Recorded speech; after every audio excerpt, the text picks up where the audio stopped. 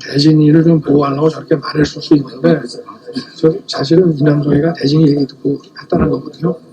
현재까지만 놓고 보면 아무런 문제될 게 없다. 그러니 여러분 안심하셔도 된다. 품격 있는 아재 아지매 여러분 안녕하십니까? 빨간 아재입니다. 윤석열 검찰총장 후보자에 대한 인사청문회가 끝난 뒤에 여러 가지 걱정들이 많으시죠? 야, 윤 후보자가 뭔가 거짓말을 했다는데, 위증을 했다는데 사실이야? 법적으로 문제 없는 거야? 또는 이대로 임명 강행할 수 있는 거야? 여러 가지 걱정하시는 분들이 많은데요. 이 사항을 법적인 사항까지 다 검토를 해서 오늘 한 방에 정리를 해드리겠습니다. 자, 이 사안을 정확히 바라보려면 먼저 지난 2012년에 있었던 윤우진 전 용산세무서장의 사건부터 이해를 해야 됩니다. 그 사건 개요부터 짤막하게 설명을 드리자면 당시에 서울지방경찰청 광역수사대가 맡아서 수사를 했던 사건인데요. 한 육류 수입업자가 있었습니다. 그런데 이 수입업자가 세무조사를 받게 되자 평상시 자기하고 가깝게 지내던 윤우진 전 용산세무서장에게 뇌물을 주고 세무조사를 무마해달라는 청탁을 했던 사건입니다. 그런데 이 윤우진 세무서장이 현재의 윤대진 법무부 검찰국장의 친형입니다. 친형제지간이에요.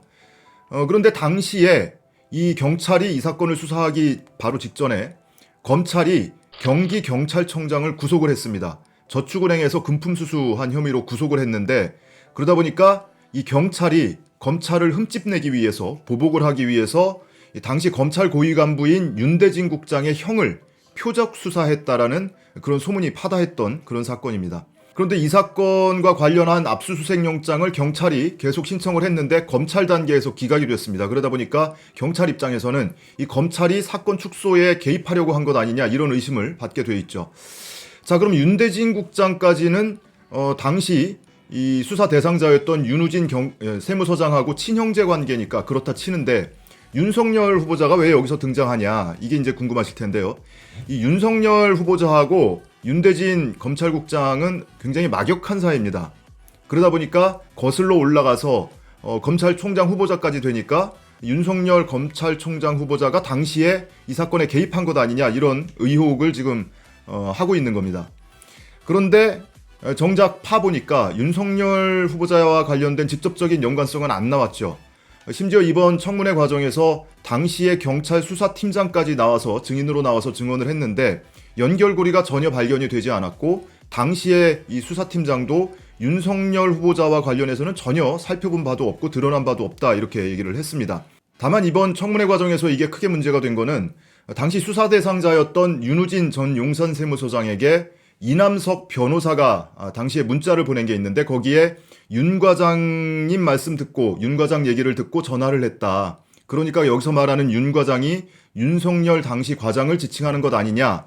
그러니 윤석열 검찰총장 후보자가 당시 이 수사 축소에 개입했다. 이런 의혹을 확산시키고 있는 겁니다.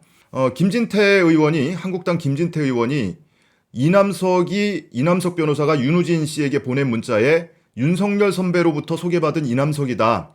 이렇게 자기소개를 하고 있다. 그 해당 영상부터 한번 보시죠.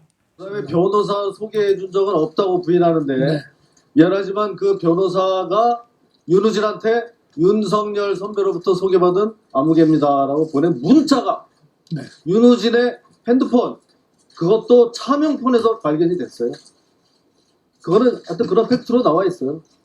네, 그 문자가 차명폰. 그 문자가 제가 보기에는 언론 기사에 나온 문자라고 하는데 그 좀 정확하지도 않은 것 같고 저도 그 얘기를 자, 이렇게 김진태 의원이 당시 이 문자에 윤석열 선배로부터 소개받았다 이렇게 문자가 돼 있다고 하는데 윤석열 후보자는 그 문자 내용이 좀 사실하고 좀 다른 것 같다라는 취지로 얘기를 하죠. 자, 실제로는 이 문자에 윤석열이라는 이름이 등장하지 않습니다.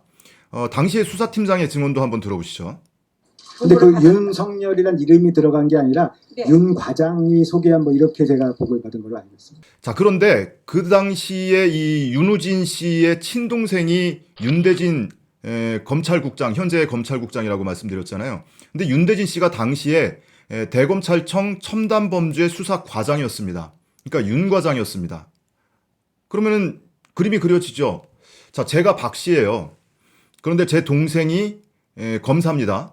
그런데 제가 경찰 내사를 또는 수사를 받고 있어요. 그런데 어떤 변호사가 나한테 문자를 해서 박검사 소개로 전화를 했다. 박검사 소개로 연락을 했다. 이러면 제 입장에서는 당연히 제 동생이 소개를 한 거로 얘기를 하죠.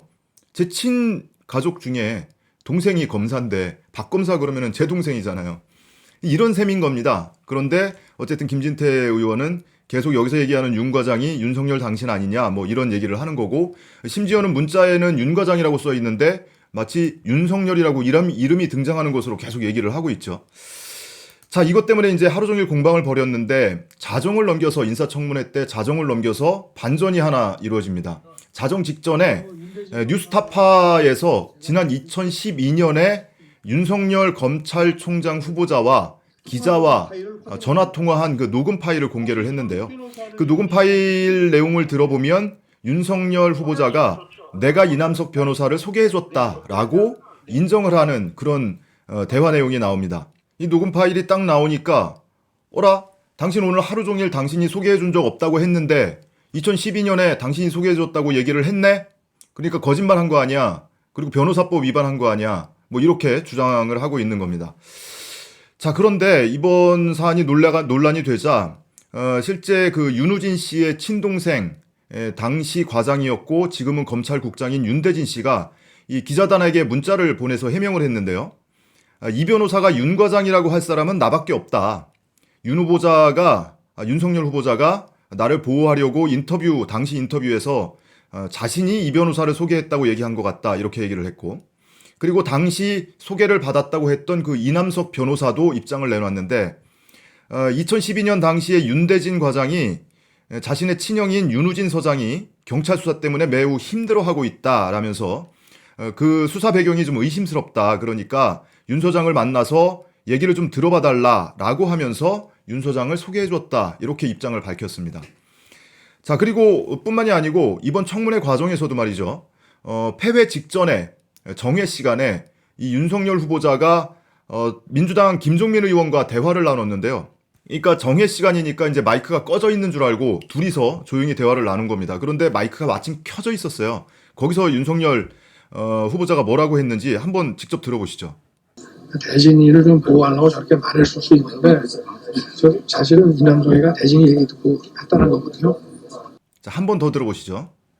대진이를 좀 보호하려고 저렇게 말했을 수 있는데 사실은 이남석이가 대진이 얘기 듣고 했다는 거거든요. 자, 그러니까 이 얘기는 무슨 얘기냐면 이번 인사청문회에서 윤석열 후보자가 거짓말을 한 게 아니고 당시 2012년에 이 주간동아 기자하고 전화로 대화를 나눴는데 그때 본인이 윤석열 후보자가 이 이남석 변호사를 소개해준 당사자로 지목이 되니까 그냥 그렇다고 인정을 하고 그랬다는 거죠. 이유는 당시 자별한 사이였던 윤대진 과장을 보호하기 위해서. 그럼 윤대진 과장을 보호할 이유가 뭐가 있냐? 이제 그게 남는데요. 당시 아까 말씀드린 것처럼 검찰이 경기경찰청장을 구속을 시켰다고 그랬잖아요. 그러니까 경찰이 검찰에 보복을 하기 위해서 검찰 고위 간부였던 윤대진 과장의 친형 용산 세무서장을 타겟을 삼아서 수사를 개시한 것 아니냐, 이런 의혹이 소문이 또 파다했던 겁니다. 실제로 조금 다른 내용의 사건이지만 2015년에 윤우진 용산 세무서장이 그 사건으로 인해서 아무튼 파면을 당했는데 이 파면을 취소해달라는 소송을 냈습니다. 그 소송의 판결문에 뭐라고 나오냐면 이 사건 수사는 검사로 재직 중인 동생이 전 경기경찰청장을 구속한 걸 원인으로 개시됐을 가능성을 배제할 수 없다, 이렇게 나와 있습니다. 당시 상황이 이제 이런 상황이었으니까 윤석열 후보자 입장에서는 본인하고 이제 막역한 사이인 윤대진 과장이 이 형 사건하고 어떤 식으로든 연루가 되는 것을 그거를 이제 원하지 않겠죠. 그래서 그거를 보호해주기 위해서 차라리 그냥 내가 소개해줬다고 하자, 이렇게 얘기를 했던 거라는 겁니다.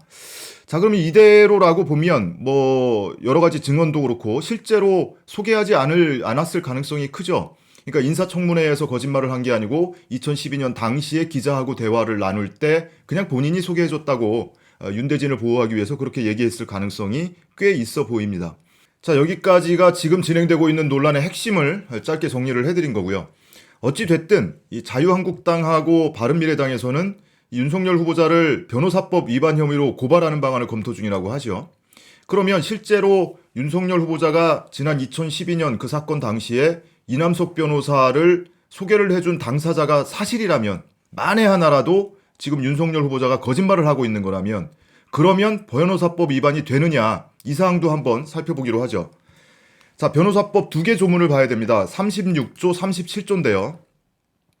36조 보시면 재판기관이나 수사기관의 소속 공무원은 자기가 근무하는 기관에서 취급 중인 법률 사건과 관련해서 변호사를 소개, 알선, 유인해줘서는 안 된다. 이런 조항이 있습니다. 그리고 37조에 보면 재판이나 수사 업무에 종사하는 공무원은 직무상 관련이 있는 법률 사건의 수임에 관해서 당사자나 그 밖의 관계인을 특정 변호사나 사무직원에게 소개, 알선 또는 유인해서는 안 된다. 이렇게 되어 있습니다. 그리고 직무상 관련이 있는 법률 사건이라고 했잖아요. 여기서 직무상 관련이라 함은 재판이나 수사 업무에 종사하는 공무원이 직무상 취급하고 있거나 취급한 경우, 그리고 그 공무원을 지휘 감독하는 경우에는 이 직무상 관련이 있다고 보고 있습니다. 그런데 다시 보죠. 당시에 이 사건을 수사를 했던 거는 서울지방경찰청이었습니다. 서울지방경찰청 광역수사대에서 수사를 하고 있었습니다. 그리고 이 사건을 검찰이 지휘를 하잖아요. 수사를. 이 사건을 수사 지휘한 거는 서울중앙지검에서 했습니다. 서울중앙지검 형사부에서 했습니다. 그러니까 당시에 윤석열 후보자가 근무를 했던 대검 중수 일과는 이 수사기관도 아니고, 그리고 이 수사를 담당하고 있는 사람을 지휘하거나 감독할 위치에 있지도 않았죠. 그러니까 이렇게 놓고 보면 이 변호사법상 위반이 안 된다라는 해석이 중론을 이루고 있습니다. 자, 이 홍준표 자유한국당 전 대표도 이거는 뭐 그 변호사법상 위반이 안 된다 이렇게 페이스북에 글을 썼는데요. 실제로 이 변호사법상의 변호사를 소개해 주는 것을 금지한 취지가 뭐냐면, 여러분 영화에서 가끔 보신 적 있으실 거예요. 경찰이 뭔가 사건 수사를 하는 경찰이 있습니다. 그런데 전직 경찰관이 됐든 누가 됐든 변호사 사무실에 취업을 해서 사무장을 하는 경우가 있죠. 또는 변호사 본인이 경찰서에 와서 이 경찰관 이 책상에다가 자기 명함을 이렇게 놓고 가요. 수북하게. 그러니까 뭔가 조사를 받는 사람들이 그 명함을 보고 빼갈 수 있도록. 그 일종의 영업행위죠. 영업행위인데 그렇게 그냥 뭐 이 소극적으로 하는 것뿐만이 아니고 예전에는 이제 그런 사건들이 있었어요. 변호사 사무실에서 변호사가 됐든 변호사 사무실의 사무장이 됐든 경찰한테 또는 검찰한테 사건 소개 좀 해달라. 변호사 필요한 사람 소개를 해주면 내가 소개료 얼마 떼줄게. 그리고 실제로 그런 사건들이 있었거든요. 이런 걸 막기 위해서 이 변호사법상의 변호사 소개 금지 조항을 만든 겁니다.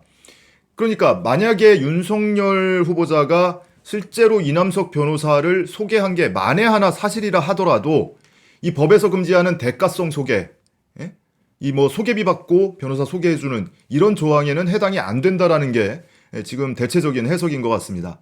자, 그리고 법적으로 문제가 되고 있는 또 하나, 이 변호사법 위반과 함께 이제 얘기가 나오고 있는 게 위증죄거든요. 그 윤석열 후보자가 거짓말을 한 거라면, 국회 인사청문회 과정에서 거짓말을 한 거라면 위증죄로 처벌할 수 있는 거 아니냐, 뭐 이런 얘기가 나올 수 있습니다. 국회의 증언 감정 등에 관한 법률에 보면 위증죄는 이 법에 따라 선서한 증인 또는 감정인이 허위의 진술이나 감정을 하였을 때에 처벌하도록 되어 있습니다. 그러니까 증인이나 감정인 또는 참고인도 있잖아요. 근데 참고인은 위증죄가 성립이 안 됩니다. 증인이나 감정인은 선서를 하고 위증의 벌을 받기로 맹세한다 이렇게 선서를 하죠. 이 경우에는 이제 위증을 하면 처벌을 받을 수 있는데 인사청문 대상자인 후보자 본인은 위증죄로 처벌을 할 수 있는 조항이 없어요. 실제로 청문회에서 이 선서를 하는 내용도 후보자 본인과 증인이 선서하는 내용이 다릅니다. 실제로 한번 보시죠, 영상으로. 먼저 증인 선서부터 보시겠습니다. 인사청문회에서 증언을 함에 있어 국회에서의 증언, 감정 등에 관한 법률 제7조의 규정에 의하여 양심에 따라 숨김과 보탬이 없이 사실 그대로 말하고 만일 진술이나 서면 답변에 거짓이 있으면 위증의 벌을 받기로 맹세합니다. 2019년 자, 위증을 하면 처벌을 받겠다 이런 내용이 선서에 들어가 있죠. 증인은 이렇게 나오는데 이 인사청문회 청문 당사자인 후보자는 이 위증에 대한 처벌 근거가 없어요. 그리고 실제로 선서에서도 그런 얘기를 하지 않습니다. 한번 윤석열 후보자 본인의 선서 장면 한번 보시죠. 공직 후보자인 본인은 국회가 실시하는 인사청문회에서 양심에 따라 숨김과 보탬 없이 사실 그대로 말할 것을 맹서합니다. 2019년 자, 이 선서 내용이 다르죠.